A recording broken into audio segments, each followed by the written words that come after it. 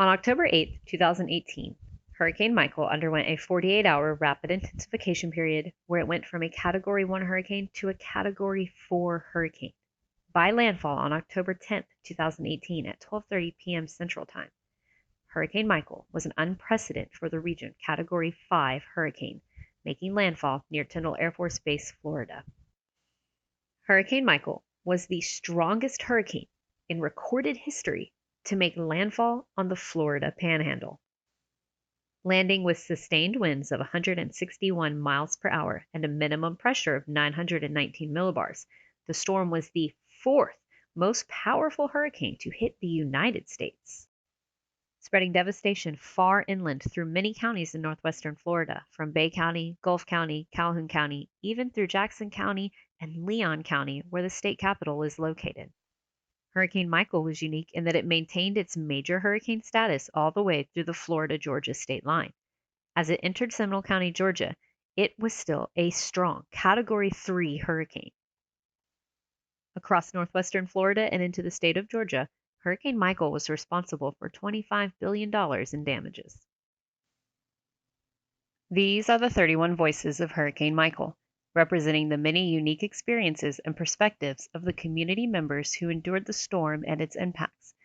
Voices of hope, empathy, pain, lessons learned, grit, determination, and extensive insight into one of the most catastrophic hurricane seasons the Florida Panhandle has ever encountered.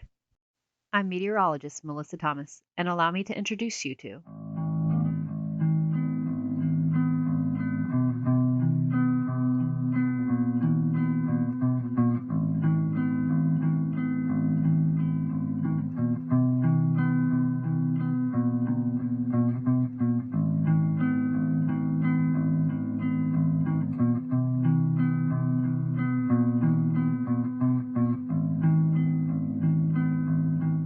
Hello, I'm meteorologist Melissa Thomas, here with another one of Hurricane Michael's voices, Miss Jessica Houle. Hi. And to start off, first we'll introduce that she is a community member that rode out Hurricane Michael last year, who made landfall on October 10th, 2018.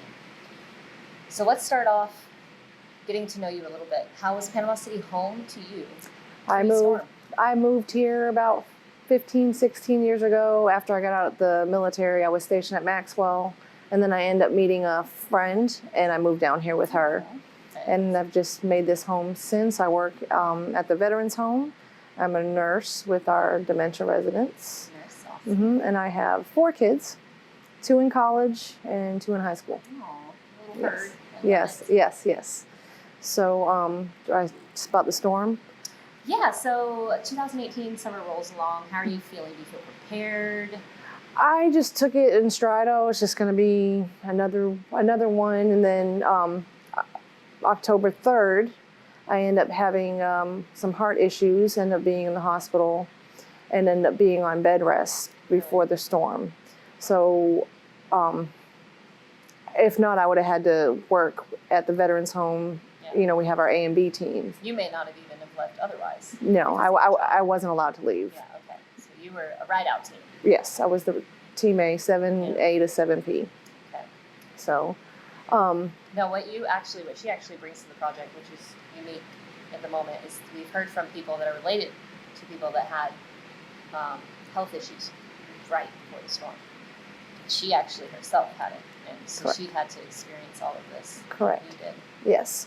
So I was watching the news the night before. You know, we got our little bit of things. We're thinking, Category 3.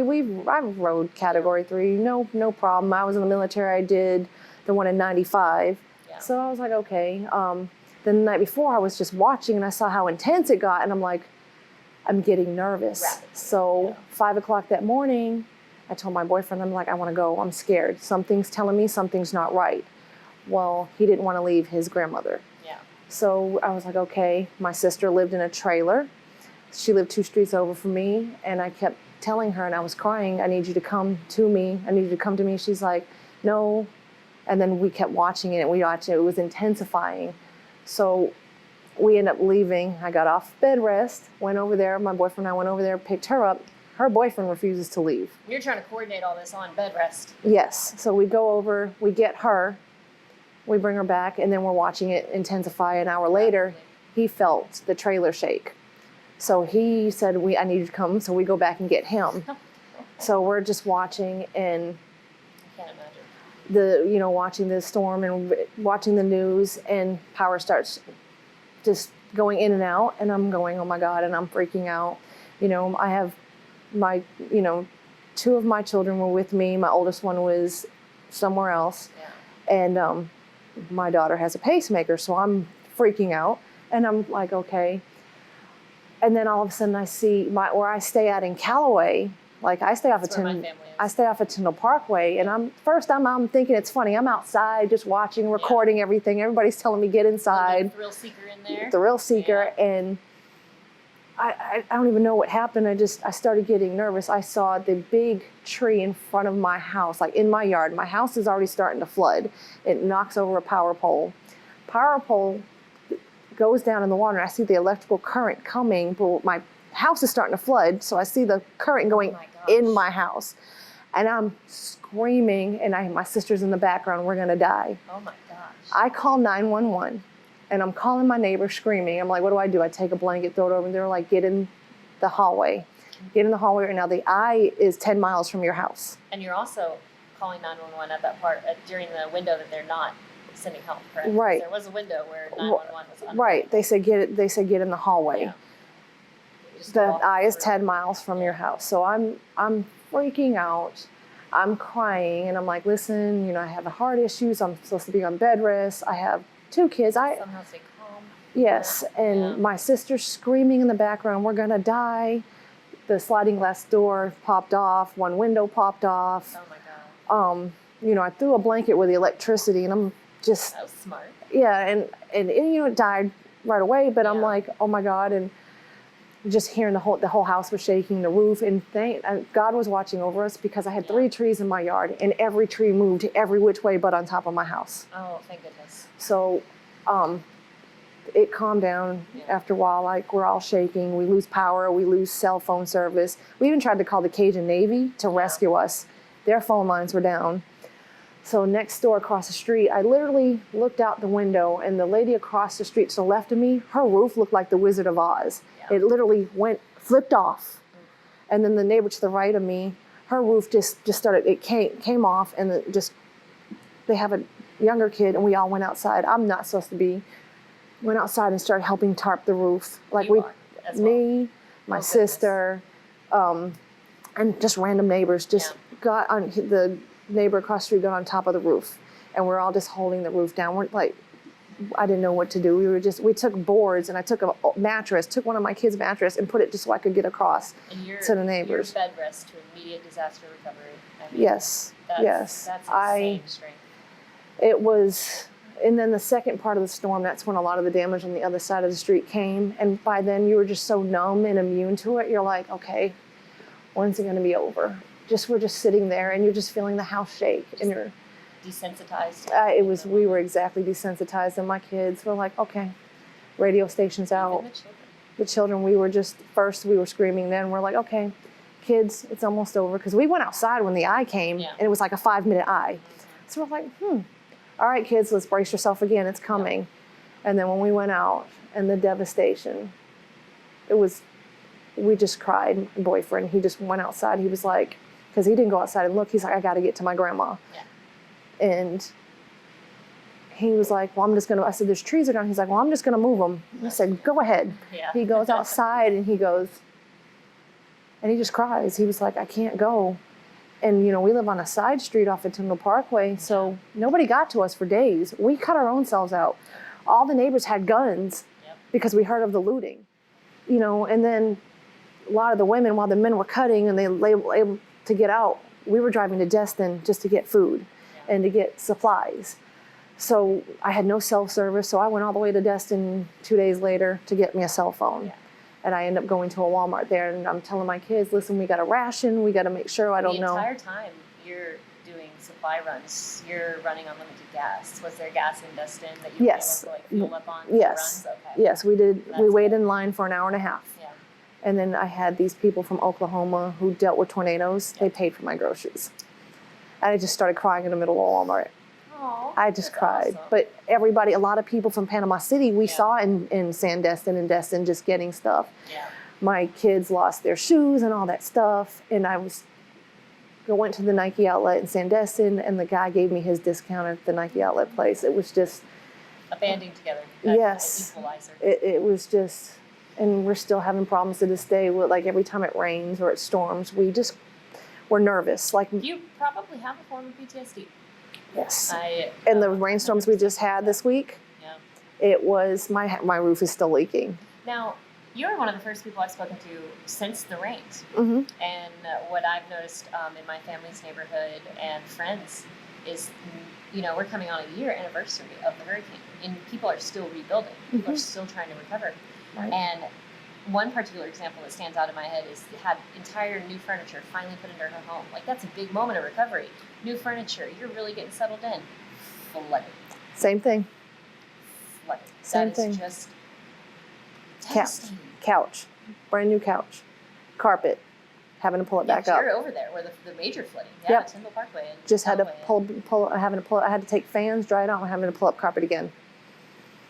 That is something that has not been brought to the table yet, and I think is very, very important in a situation on this scale of disaster and recovery, is that a year after the hurricane, you have to rebuild in the weather. Right. Still bearing down on you. It's not forgiving. It's still gonna do its thing, and it will stall the recovery for. So now, I'm out again, having to look for more furniture, but I'm scared to spend some money or even because right now I'm renting because I didn't plan on living here this long. Yeah. But now, because of the rent worrying about skyrocketing and all this stuff, like, I'm looking at buying a house right now. And in your research, is that coming up as a viable option, a good alternative to renting in the price market as it is right now? yes, because the house market, a lot of the stuff is still damaged, but you don't know what's going to happen. All I know is just right now is if you buy, you secure your spot. We're secure. For the rebuild. The carpet, put carpet in now. I'm having to pull it up again. Having to replace another couch. Having to replace one bedroom because one main room, my son's room, is leaking really bad. So right now we put him out in the living room. It's just. You're renting right now. Yeah, but as far as like the carpet stuff and repulling, are you funding that or? I did it because the landlord, they do help, but it's just. Not to put anyone on blast. Yeah, no, but they've come through it, but there's such a weight because everybody needs help. Everybody's going through the same thing. So what can you do? It's not the fact that they haven't. It's just there's a waiting list. Interesting. So, all I know is just this. Every time it rains, I'm just worried about, is the roof going to cave in this time? Or my kids, Mom, I'm scared. With the thunder and lightning, like, this is traumatic. Yeah. So I don't know. It's just I'm still dealing with my medical issues. How has that been the past year? You would say, in your experience? I was out of work for 3 months, and I'm just still dealing with it. Still, I have more than one issue, but it's just in the stress itself alone with having to replace everything, and then money, and it's hard. With what you're struggling with. And then being forgotten when you go to the beach, like we go to the beach. And they're like, oh, it's beautiful here. You guys didn't get down. I said, why don't you cross over the bridge and come to where I stay at, and let me show you some houses. One of the new marketing initiatives that I just really hope would have been taken more advantage of, and I'm not sure personally whether it was or not, but they started doing this thing of stay 7, relax 6, volunteer for 1, leave not only relaxed but fulfilled for volunteering on the other side. So they were trying to draw tourism in and help in, so that they were exposed to the massive difference that bridge divided between Panama City Beach, Panama City Beach and Panama City. Right. And so I'm wondering how many people took that up. We had some people come they said they came just to see what the devastation, and they were disappointed there wasn't as worse as it was. I said, you didn't go over. Really? Yes. And I never forgot that. And I just looked and I said, wow.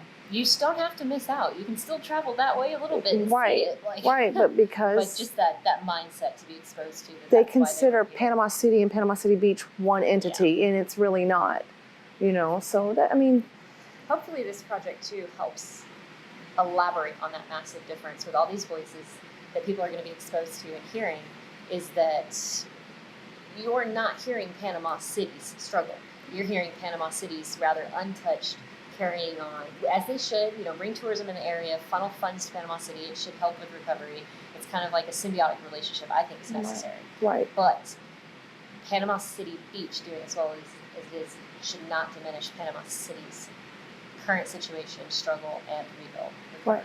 And if people really want to see the damage, they need to come from like Tyndall, like Callaway, Parker, Mexico Beach, because there's still people with houses, just trees. Like my sister, the road that she stayed on, she had a tree fall on her trailer, but there's still big trees on top of these houses because people, a lot of these landlords didn't have insurance. Yeah. So people behind me, they got demolished. People homeless, you see them sleeping on the street, on the side of the roads. And, you know, we've had a homeless population, but not like this over in St. Andrews at Pace Setters. You see these people just sleeping out there, and what can you do? Because the housing market is horrible, and they're not paying enough. You're triple the housing market, but the job's paying $10, $12, $15 an hour, but it's $2,000 for rent. And, you know, I heard my 911 call. How did you get to hear that, by the way? It was on they did it on Facebook. I think it was the News Herald. Oh, did the News Herald? They did that anonymous release of all. And this is what dispatchers got to hear. I did listen. I probably heard your 911 phone call. You heard about me having and I said I had, you know, on bed rest. My daughter. It was like 9 minutes into the first. They could sense the fear in my voice. Like some of my coworkers said they didn't even want to listen. Because the VA, they got, you know, they had some damage too. I mean, it was just, I won't even stay for a tropical storm. And I'm telling you, if I have to quit my job, like I probably would, because I can't. Understandably. I can't. I wouldn't feel bad about that. I can't do this you again. Have to take care of yourself. I can't. To watch the fear in my children's eyes, to think that they were going to die, that is the most horrible feeling, to know that you can't take that pain and that fear away from your kids. That was probably the worst thing about it. Not my sister, not me, but the fear that my kids had to go through. You know, and I even sent them to their grandmothers after the storm because, you know, they were looting really bad in Springfield and Callaway. Well, over in St. Andrews where they had more lights, and I sent them over there until we got some kind of power back. For every day I'd go over there and make sure they were okay, but I didn't at night. You know, the men in the neighborhood were up till 2 or 3 o'clock in the morning, and then up at 6 cutting and doing all that stuff. Yeah. And I didn't want to leave, and as hot as it was, I didn't even want to sleep with the windows open because I was scared. I had my boyfriend literally sit on my porch, and I slept in the car with the AC on because I didn't feel well, and I refused to go to the hospital because, you know, we didn't have any hospitals. Yeah. And he watched me for 2 hours on the porch so I could sleep with the AC on and a blanket over me. That's so sweet. Yeah, but my blood pressure was like 170 over 130. And you're trying to take care of your heart. I'm trying to take care of my heart issues. Yeah. So, I mean, people don't understand what we go through, what we've went through, and what we're still going through. And you don't know one day if you're going to have a home or not, because you don't know if the houses, the structures are safe anymore, even though they've checked them. Yeah. But you're just like, what if we have that one thing? What if the storm hits or lightning hits and knocks one tree down? And there's indirect effects of Hurricane Michael that bleed out for months and months and months post-storm. I mean, houses are being lost in families, like families living in them are losing houses 8 months post-storm because it's been deemed unlivable with the mold. Right. Various damage that just sneaks up on you post-storm. Right. The storm is gone, but its effects are not. And I have no family here anymore. My sister moved to Tampa. Did she? Yeah, because it's just me and my kids. Yeah. So that was probably one of the worst things out of the storm, was losing the only family that I had here. Yeah. You know, my only comfortability. You know, and my sister. I'm so sorry to hear that. I actually have not spoken to anybody that, we've all lost friends and peers, but to lose access, such close access to your sister. Yeah, she lived a street over from me and my niece.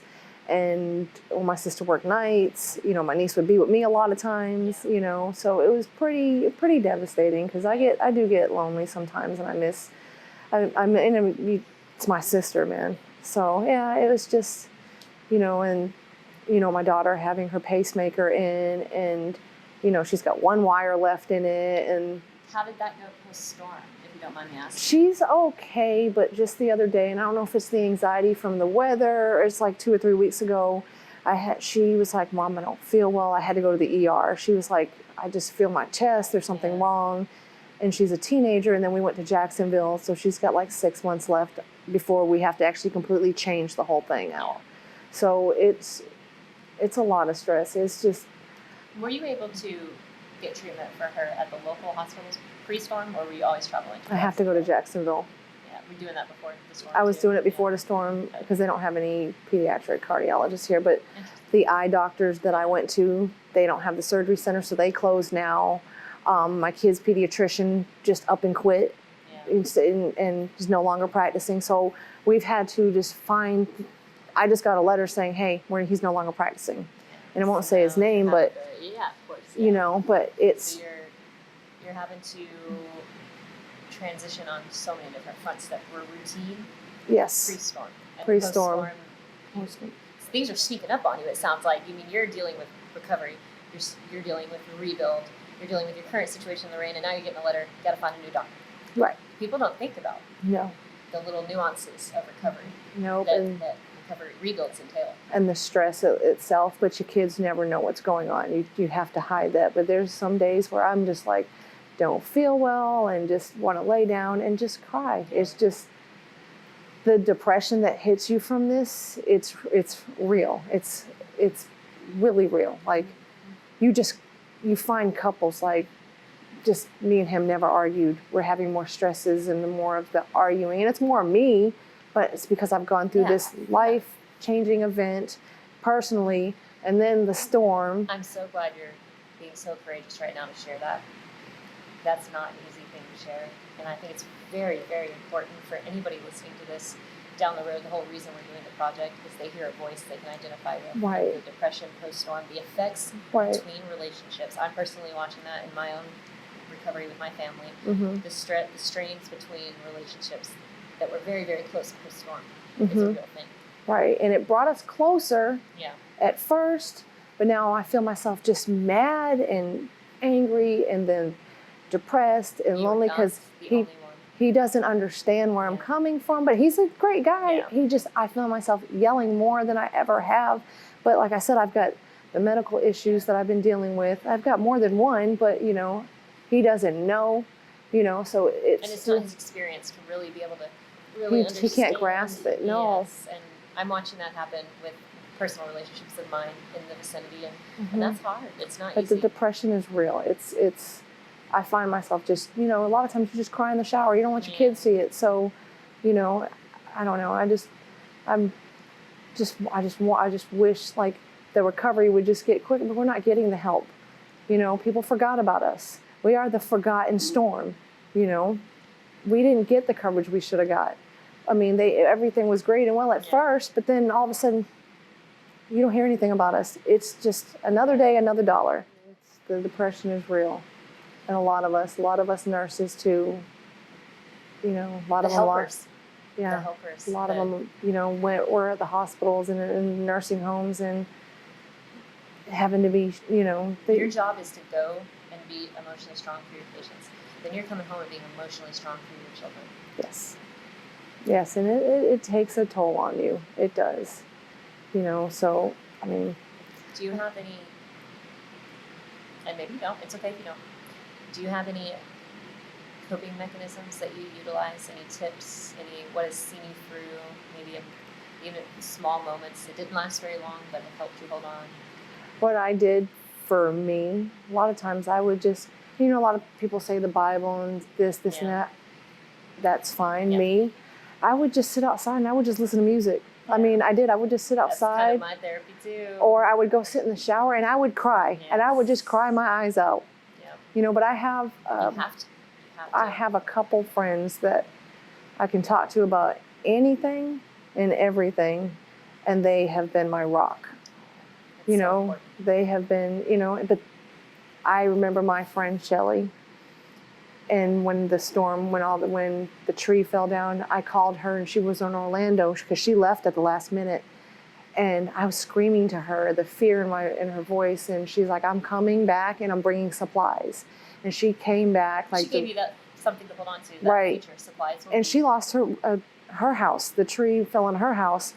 Yeah, so she came back and she was like, "I don't know what I'm gonna do." I said, "Come to my house." Now you're like, she was like, "Hold on." Now you're like, "Hold on." Yes, and she had trunk full and a trailer full of supplies and was just going to neighborhoods, and just while she's doing all this, like we were all trying to help everybody, So she still never got her house fixed, and now she's paying an enormous amount for a 2-bedroom, but it, and At least she's still in the area.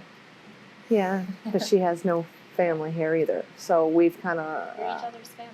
Yeah, it's just the storm. It brought a lot of people together, but it also saw a lot of evil side to people. A lot of people taking advantage of other people. Just That's a good point to bring up. A lot of what I've been harping on in the different interviews and discussions is what we were exposed to and what we will always have. Hurricane Michael took a lot, but it also let us be exposed to the capacity of mankind and kindness, and the banding together, but night and day, yin and yang. We were also exposed to the evil. I have a people story on taking that too. advantage of people in their most vulnerable time. Unfortunately, times expose us to that as well. These times. There was an incident. I was bringing her some food at work, still looking out for one another. And I was outside on the phone. I was telling my daughter, "Hey, I need you to, storms are fixing to hit. I need you to come home." It's like 8 o'clock at night. She's 18. Yeah. And I said, "I need you to come home." And I was outside, and these 2 guys in an SUV came across the parking lot, and guy gets out and says, "Get in the car." I said, "I'm not getting in the car. What are you talking about?" What? He said, "Get in the car." I said, "Oh," so I run into the building because my boyfriend was inside. I said, "This guy just told me to get in the car," and he actually got out to come towards me. I made a police report and all. Good. And my boyfriend goes, "What are you doing?" And he goes, "I'm looking for directions." Well, now it was the other guy that got out. And we didn't even think. We just told him, and it was like three gentlemen that came, and the guys took off. And then just didn't even think to get the tag number. But, I told my kids, and this is right before homecoming, where Rutherford had a homecoming dance, and I told them, girls, be careful. Yes, people are taking advantage. And you saw it on the beach. There was reports on Facebook, be careful. Mine was a Hispanic man and a black gentleman, and the black gentleman was the shorter one, the Hispanic one was a taller. And I'll never forget, he was bald head, the other one had I just remembered, because I'm like, "Get in the car." I said, "No." Just didn't process and then after that I was like, I just started shaking. So I don't know, it was just weird. And the society was very, very vulnerable in our area, and there was no doubt wolves that saw the opportunity of panicking people, of scared people. This is a vulnerable time. This is the time to take advantage of people. Right. And they were out there of all kinds, different kinds of people coming in, and so initially hardcore predators like that. I have no idea, and I'm so glad that you got out of that unscathed, and you made a report, and that was a very happy ending. And then that was the immediate predator. And then also you have the post predators of like contract works and shady businesses, and just predators of all kinds that unfortunately come with the situation that we're as a community going through. And you see it, and you see it all on Facebook. Paid half down, and they just left. You feel bad because some of these people, and they're taking advantage of a lot of the elderly people. Like, I'm a part of the 850 Strong. I'm part of all these. I was also a volunteer for the Red Cross before I got sick. So it was, I did I want to teach my kids, you have to, you get back what you give, So it's just been. And unfortunately for what I think my heart breaks too, for the unfortunate bad eggs of all kinds coming into our area and exposing us to this type of behavior and profit-driven decisions Right. at the disregard of everybody else's Right. health and well-being. I think that the outrageous and the ludicrous get way more attention than the good, and I hate that in some circumstances the good gets drowned out by the bad. Right. You know, there's so much of the massive quiet helpers that came Right. in that were a part of the problem or part of the solution, not the problem. And gentlemen like that, you know. And the 3 linemen that got killed. Yeah. And it was by this drunk convicted felon. Multiple times. Yes. Of that, and pulled and killed and you know, God bless those 3 linemen, but they didn't get enough attention on it, you know, from young to old. Yeah. You know, and it's just, I've just been blessed that where I live at, I have a really great neighborhood, you know, and, you know, I said, but the other side of the street where I live at, there's only 1 house that's livable out of the 4 or 5. 1 house. And the other 3, they're still waiting on contractors. My neighbor, contractors, the insurance company wants how many nails they're going to use. Like, they had to get a lawyer and all that. Yeah. And that's why, because I keep an eye on We could do my an neighbor's entire house. segment and project on insurance and shady contractors on itself. Like, that could be an entire project of its own. Like, it is, from what I've witnessed as well personally, it's hard. It's hard to watch and see. It is. And the good companies, the hardworking individuals, the hardworking contractors, I think, unfortunately, the light that could be being shined on them is getting drowned out by the shady. And the biggest thing that I want people to know is it's been almost a year. You still got students who are homeless who just want a pair of shoes. Couch surfing. And they just want clothes.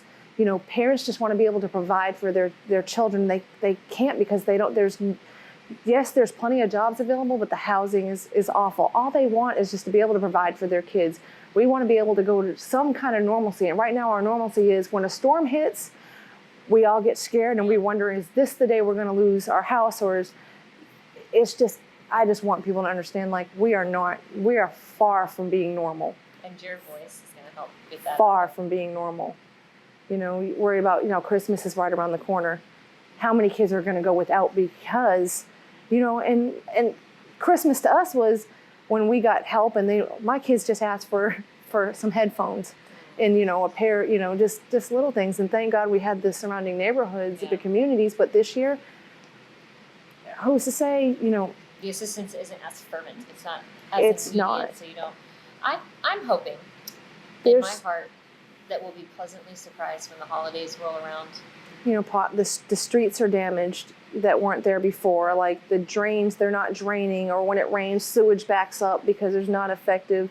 Like you can just Panama City, not Panama City Beach, but Panama City is not okay. Good clarification. We are not, and Panama City is not just, it's Callaway, Springfield, Parker, and then you got Weewa, you know, Gulf County, little communities that they're also being forgotten about. I met a lady while I was studying from Gulf County, and that was her biggest stressor. Is it's Gulf County too, right? And it's not just Bay County or Panama City Beach. It's Gulf County. It's Port St. Joe. It's where this storm touched many counties, many small towns that are still. And you got the middle school Everett, who's now went from 6 through 8 to 6 through 12. That's where I went to middle school. Because my son is in 8th grade, and he goes to Rutherford because it's a 6 through 12 school, and they said it was still, some of it's still flooding. Like some of it, and you do what you do. In Springfield, I would take my son's friends home after football. I couldn't even go down the side roads. All of them were underwater. So I had to go down 98, and I had to go all the way around. Yeah, because you couldn't go down Nottingham, Forestdale, all that stuff. They were just completely underwater. She did something very important. She turned around. She did not drown. I know we're probably all getting sick of hearing that, but I won't stop saying it. If you're even a little nervous, turn around, don't drown, especially during times like this when flooding is prominent because of post-hurricane damage for the community. Very important to acknowledge. We just missed the little things. Yeah. It's just the little things that we missed. Not having to turn around at every single road. Yes, I did. It might. I turned around. Yeah, I can't imagine. That must have been massively inconvenient. Yeah. I just want everybody to know that just pray for Panama City. Yeah. Pray for spring. Pray for the families and all the PTSD that even the children are going through. You know, we're not asking for anything. We just want to be recognized. We just want to be remembered. We just want this storm not to be the forgotten storm that it's become.